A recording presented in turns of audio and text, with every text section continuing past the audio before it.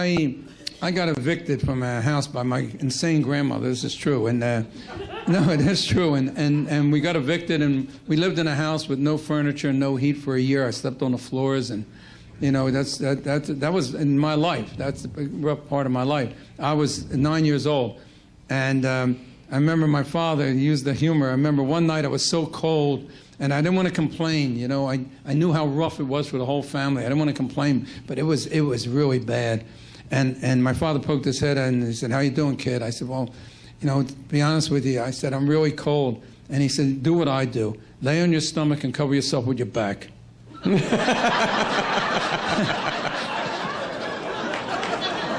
And I never remember being cold again. That's the truth.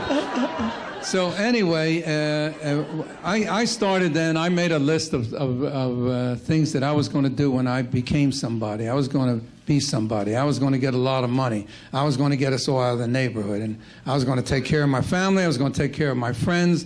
I was going to be the guy to do it. And so I used to have all these fantasies. And I used to picture everything. And I used to describe the house I was going to have in Manhattan. I was going to have a townhouse in Manhattan, New York. One day. I'm from Philly, but I was going to go there because it's open 24 hours, and I knew I was going to be, I was that kind of kid already, so I was going to be that kind of man. And I would describe it. Every room was going to be different, and it was going to be this, and I would always tell it in details. And the guys on the street corner all hanging around, and I would tell them the story.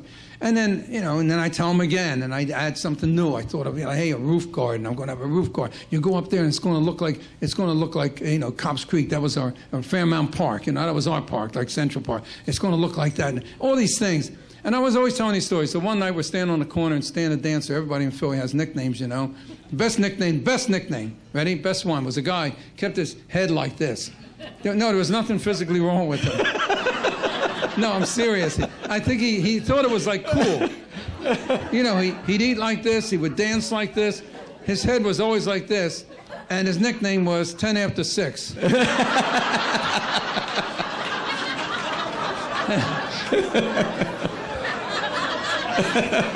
And I used to threaten him when he annoyed me. I said, "I'd like to be 8:45. Just take that thing."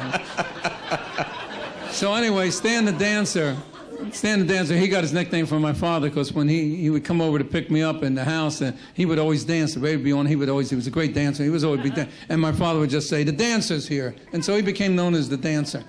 So we're standing on the corner, a bunch of us, you know, Bebby and Dee Dee and all the guys, you know, and he'd say, "Brenner, tell us about the townhouse you're going to have in New York, huh?" And I would tell the story again. You know, and what I pictured everything, and what I was going to own this house. It was going to be on a famous block, you know, with famous people and all that kind of stuff. And I go on and on. And when I finished, the dancer would always say this, "Fucking Brenner," you know, and they'd all laugh. "Oh, woo you."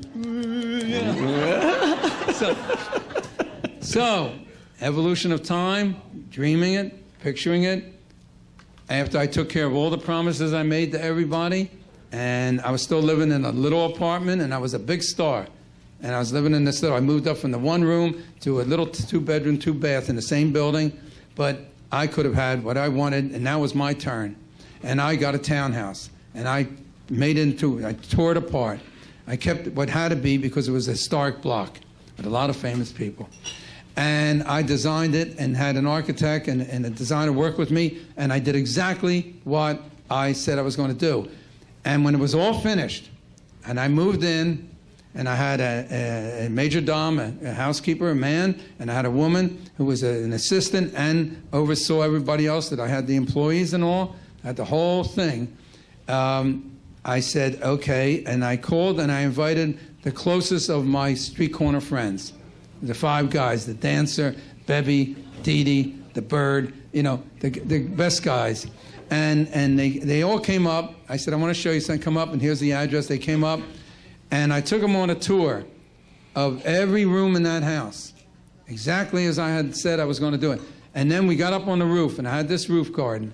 And I had my assistant bring up a sterling silver tray with a sterling silver container with the ice in it, and a magnum of champagne, and it was popped, and she pours it into the flutes, the 6, you know, flutes of champagne. We each take one, and I was going to say, to friendship.